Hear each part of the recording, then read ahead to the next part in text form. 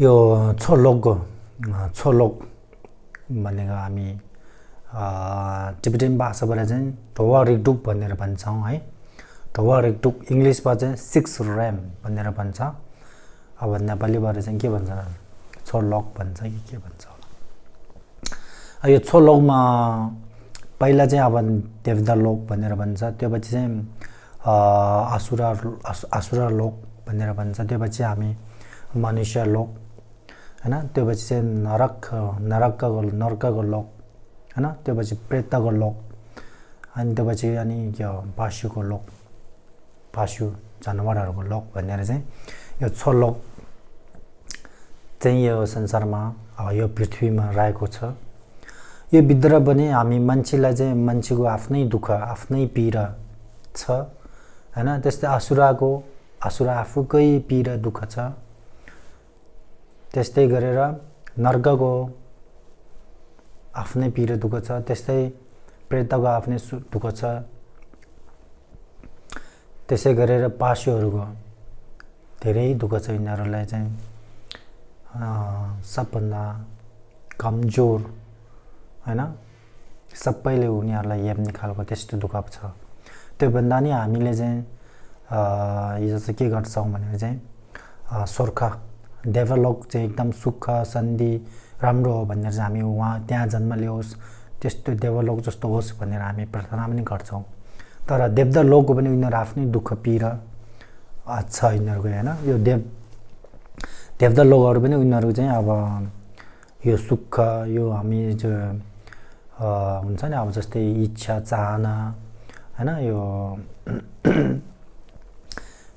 हामी जस्तै यो केलेसहरू हुन्छ नि, यो रिस रक यस्तोहरू खासै यिनीहरू मुक्त भएको छैन। त्यो भएको कारणले यिनीहरूसँग पनि केही क्षणको लागि उनीहरूले चाहिँ केही धर्म काम राम्रो काम गरेको कारणले त्यसको परिणाम चाहिँ यिनीहरूले चाहिँ अहिले भोग गरेर बसिरहेको छ स्वर्गमा।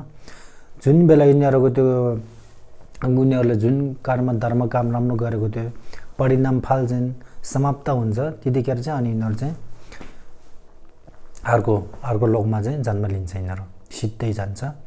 अब यो जन्म लिँदाखेरि चाहिँ अब जन्म लिनुभन्दा अगाडि यिनीहरूले चाहिँ अब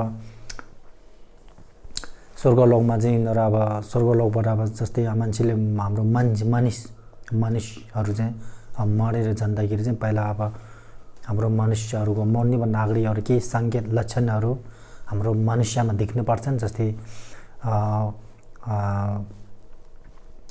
अब हाम्रो यो जिउहरू चिसो हुँदै जाने, सासहरू रोक्दै जाने हैन, अनि जिउहरू नचल्ने, यसरी गरेर चाहिँ मर्न अगाडि यो लक्षणहरू चिन्ह जस्तै अब सङ्केतहरू आउँछ नि।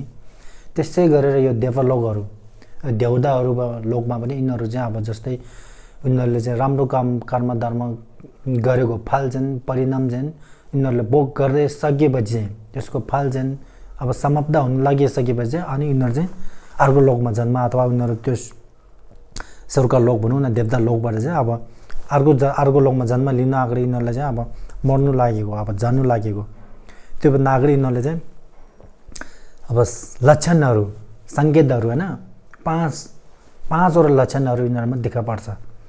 त्यो देखा पर्दाखेरि त्यो देवता लोकहरू देवताहरू चाहिँ एकदमै आदिनी एकदम त्योभन्दा दुःखी त्योभन्दा नि दुःख कुनै लोकमा पनि हुँदैन। त्यतिखेर चाहिँ यिनीहरूलाई त्योभन्दा अगाडि यिनीहरूले धर्म राम्रो गरेको काम राम्रो गरेको त्यो फल चाहिँ यिनीहरूले चाहिँ भोग गरिरहेको बेलामा चाहिँ यिनीहरूले त्यो अर्कोहरू याद पनि आउन देख्दैन, त्यो लक्षणहरू पनि उनीहरूमा आउँदैन।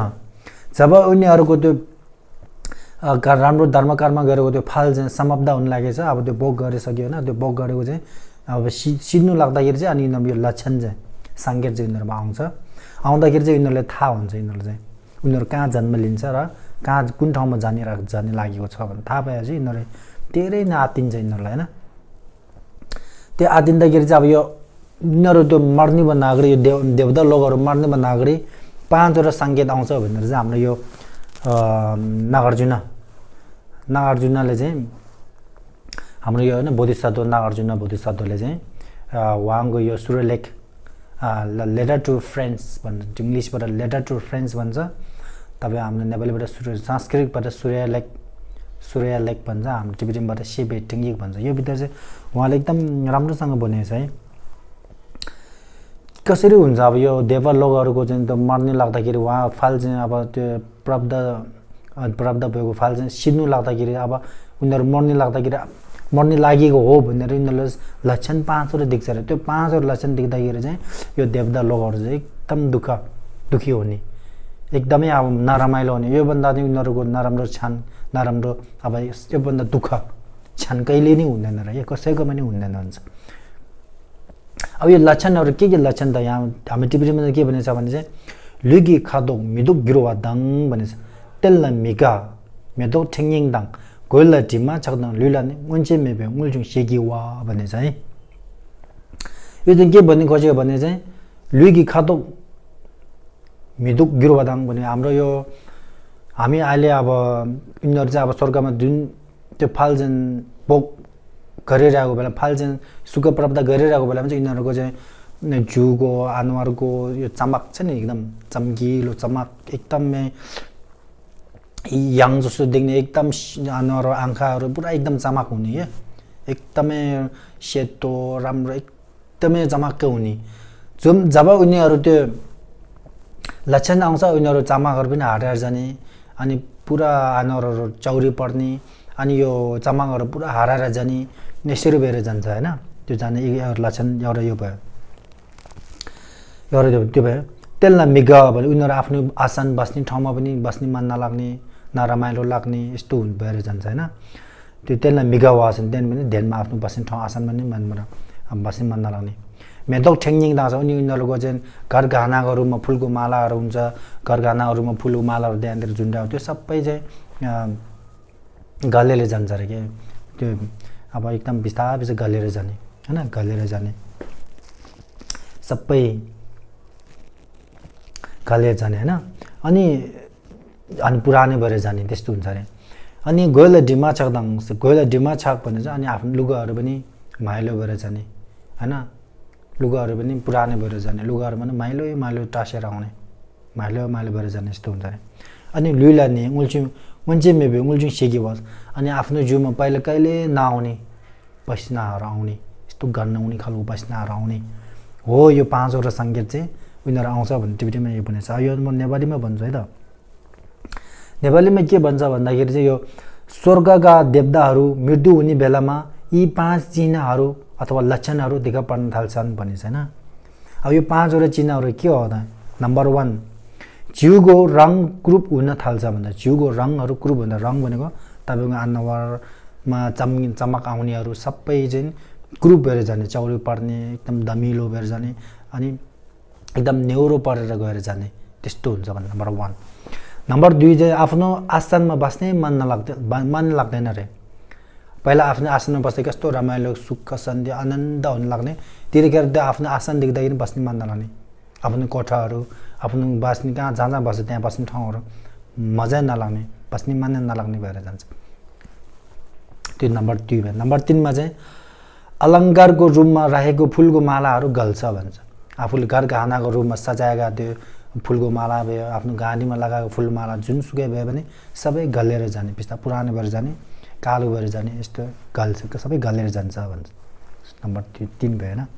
नम्बर 4 मा चाहिँ आफ्नो लुगामा माल लाग्छ भन्छ। माल भनेको चाहिँ अब माइलो हुने जाने, आफ्नो लगाएको लुगा, आफ्नो ओछ्यान, आफ्नो अब हुन्छ नि आफ्नो सिरानीहरू सबै चाहिँ माइलो भएर जाने होइन, कालो भएर जाने, तमिलो यस्तो टाइपको नरामाइलो भएर जाने, गनाउने खालको भएर जाने। त्यो नम्बर 4 भयो। नम्बर 5 चाहिँ जिउमा पहिले कहिले नआउने पसिनाहरू आउन थाल्छ अरे। आफ्नो जिउमा चाहिँ पहिला पसिनै आउँदैन, एकदम राम्रो बास्नाहरू आउने, मग यस्तो फर्फुम जस्तो बास्ना आउने जिउमा चाहिँ अहिले चाहिँ एकदमै कहिले नआएको यस्तो पसिनाहरू आउने। त्यो पसिना आइसकेपछि एकदम गनाउने खालको पसिना आएर अनि आउनु थालेपछि उनीहरू चाहिँ आत्तिन्छ त्यहाँ। अब चाहिँ उनीहरूलाई थाहा हुन्छ कि यो अब म मर्ने लागेको अथवा मेरो यो पहिला धर्मकर्म गरेको त्यो फल चाहिँ अब समाप्त हुने लागेको छ भनेर चाहिँ यो भगवान्हरू चाहिँ एकदमै अब देवताको लोकहरू पनि एकदमै आत्तिने र एकदमै दुःख पीडा कहिले सहनै नसक्ने यस्तो दुःखहरू चाहिँ मनमा आउँछ अरे होइन। अनि त्यो आउँदाखेरि चाहिँ यिनीहरू चाहिँ अनि सिधै उनीहरूको चाहिँ त्यो आइसकेपछि सङ्केत आइसकेपछि यिनीहरूसँग पहिला अब धर्मकर्म गऱ्यो अझै केही बाँकी छ भने अनि हामी मानुष्य लोकमा जन्म हुने अथवा असुराको लोकमा जन्म हुने हुन्छ। तर केही पहिला गरेको धर्मकर्मको परिणाम अथवा फल के पनि रहेन, सबै समाप्त टोटली उसले चाहिँ भोग गरिसकेको छ भने ऊ सिधै अब नरक लोकमा नर्कमा जन्म लिन्छ अथवा पाशुमा जन्म लिन्छ अथवा प्रेतमा हैन जन्म लिएर चाहिँ दुःखै दुःख पाउँछ। त्यही भएर हामी चाहिँ यो छो लोकमा हैन देवता लोक असुरा लोक जुन सुखमा जन्म लियोस् हामीले दुःख बाहेक सुख कहिले पनि पाउँदैन। सुख पाउनै पाउँछ त्यो छानीको लागि मात्रै हुन्छ। अब यो देवता लोकमा पनि अब के हाम्रो मान्छेको आयुसँग तुलना गर्ने बेला उनीहरू मान्छेको 2 3 4 5 जिउनेसम्म चाहिँ उनीहरू चाहिँ जन्मसम्म चाहिँ उनीहरूले सुख भोग गरेर हुन्छ, सुख पाउँछ, शान्ति पाउँछ हैन। तर त्यो जब त्यो चाहिँ सकिसकेपछि अनि फेरि सिधै दुःखै दुःखको लोकमा नरकमा जानुपर्ने, नर्कमा जानुपर्ने अथवा पाशुमा जन्म लिनुपर्ने। पाशुभित्र पनि सबसे थर्ड क्लास नराम्रो दुःखै दुःख पाउने, पिरै पिरो पाउने त्यस्तोमा चाहिँ जन्म लिनुपर्ने हुन्छ। यो चाहिँ हाम्रो यो नागार्जुन बोधिसत्वले मात्र नभएकन धेरै बोधिसत्वहरूले यसको बारेमा शास्त्रहरू छ हैन, स्क्रिप्चरहरू छ। बुद्धले नै एकदमै त्यो सूत्रतिर एकदमै यसको बारेमा चाहिँ छोलोक अथवा हामी टोवार युट्युब भन्छ त्यसको बारेमा चाहिँ एकदमै आफ्नो दुःखहरू हैन, देवलोकको दुःख के छ, असुराको दुःख के छ, मनुष्यको दुःख के छ, अनि यो पाशुहरूको दुःख के छ हैन, त्यसपछि प्रेतहरूको दुःख के छ, अनि नरकहरूको दुःख कस्तो छ भने दुःखमा पनि दुःख धेरै धेरै धेरै थरीका आफू पाठ छुटाएर राखेको छ हैन। त्योहरू सुन्दाखेरि हामी नराम्रो पाप भने चाहिँ कहिले गर्नु नहुने र धर्म र राम्रो काम भने चाहिँ सधैँ गरिरहनु पर्ने त्यस्तो चाहिँ हामीलाई मनमा फिल हुन्छ, अनुभव मनमा अब एउटा चेतना आउँछ हैन। हामीले चाहिँ हामीले देख्न नसक्ने के फिल गर्ने नसक्ने कारणले चाहिँ हामीले विश्वास र चेतना खासै आउँदैन। त्यो आउनुको लागि चाहिँ हामीले आफूमा फिलिङ गरेर आफूमा चाहिँ हेरेर धेरै प्राणीहरूको दुःख हैन, पाशुहरू कति काटमाट गर्दा कति दुःख हुन्छ हैन, तर्पा मारेको दुःखहरू देख्ने कुरा भएको यो यिनीहरूलाई चाहिँ सम्झेर चाहिँ हामी साँच्चै नै राम्रो कामको लागि मात्रै अगाडि बढ्ने र गर्ने, नराम्रो कामलाई चाहिँ कहिले नगर्ने, सकेसम्म त्यहाँबाट चाहिँ टाढै बस्ने गरेर चाहिँ गर्न सक्नुपर्छ भन्ने मेरो विचार हो, मेरो भनाइ हो भनेर भन्न चाहन्छु।